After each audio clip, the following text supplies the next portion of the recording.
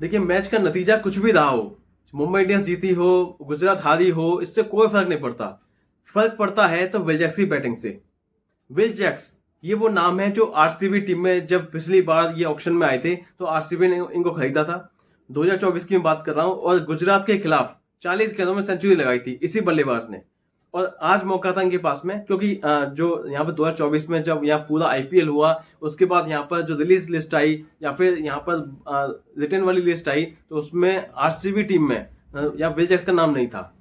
सभी लोग हंस रहे थे यहाँ पर, और ऑक्शन में जब गए विल जैक्स के नाम, जब नारे भी लगे यहाँ पर विल जैक्स का नाम बोला, तो वहां पर भी यहाँ आप देखें तो विल जैक्स को नहीं उन्होंने इंटरेस्ट दिखाया, ना ही आरटीएम के थ्रू लिया, ना ही इन्होंने इंटरेस्ट दिखाया, कुछ भी इंटरेस्ट दिखाया ही नहीं। तो विल जैक्स को सौंप दिया मुंबई इंडियंस को। अब जब मुंबई इंडियंस ने लिया ही है विल जैक्स को, तो शायद लगा कि शायद शुरुआत में फॉर्म में नहीं है, शुरुआती 2-3 मैचेस में कभी खिलाए कभी नहीं खिलाए, नंबर 7 पे खिला दिया, कभी नंबर 8 पे खिला दिया, नंबर 4 पे खिला दिया, इस तरीके से हो रहा था। लेकिन अब जो है एक सीक्वेंस बन गया उनका कि भाई अगर 3 ओवर से पहले अगर कोई विकेट गिरती है तो विल जैक्स आते हैं नंबर 3 पर, अगर 3 ओवर के बाद में विकेट गिरती है तो सूर्य कुमार यादव बैटिंग करने आते हैं नंबर 3 पर। ये बन गया था, यहाँ पर ट्रेंड बन गया है। अब यहाँ पर मुंबई इंडियंस ने अच्छे तरीके से बैटिंग में गहराई अपनी बना ली है। लेकिन अब यहाँ बात करने वाला हूँ इस पारी के बारे में, और ये सारी बातें मैंने आपको इसलिए बताई क्योंकि आपको पता होना चाहिए विल जैक्स पहले किस टीम में थे और ऐसे क्या कारनामे कर रहे थे वो जो इस टीम में भी कर रहे हैं। तो देखिए, पिछले जो 3-4 मुकाबले थे उन्हें आप देखें तो वहाँ विल जैक्स की फॉर्म जो है लगातार आती चली आ रही है। अगर आप पिछले मुकाबले में देखें तो 34 रन की पारी खेली थी, उससे पहले भी उन्होंने 40 रन की पारी खेली थी, उससे पहले भी आप देखें तो 45 की पारी खेली थी। तो ऐसी छोटी छोटी पारियां आई हैं, लेकिन पारी आई जरूर है, विल जैक्स फॉर्म में है।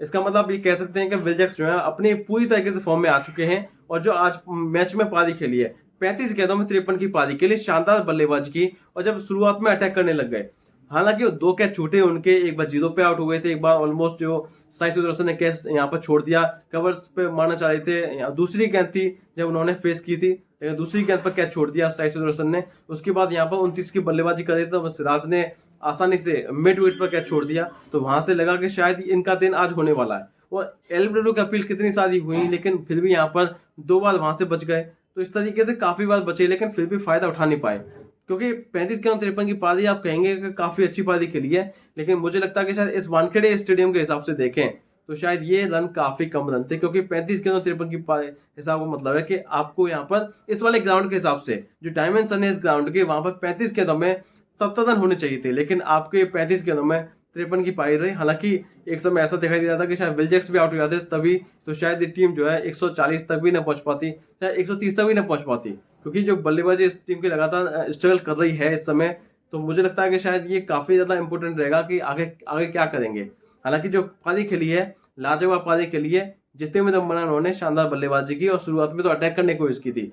शुरुआती 10 गेंदों में 11 गेंद 22 गेंदों में तो 39 की बल्लेबाजी कर रहे थे ये, विल जैक्स की बात कर रहा हूं मैं। तो लास्ट के 13-14 गेंदों में रन उतने बना नहीं पाए, लेकिन फिर भी मुझे लगता है कि शायद पारी वो अच्छी खेल चुके हैं और वो खेल के जा चुके हैं, क्योंकि अच्छी बल्लेबाजी उन्होंने की थी।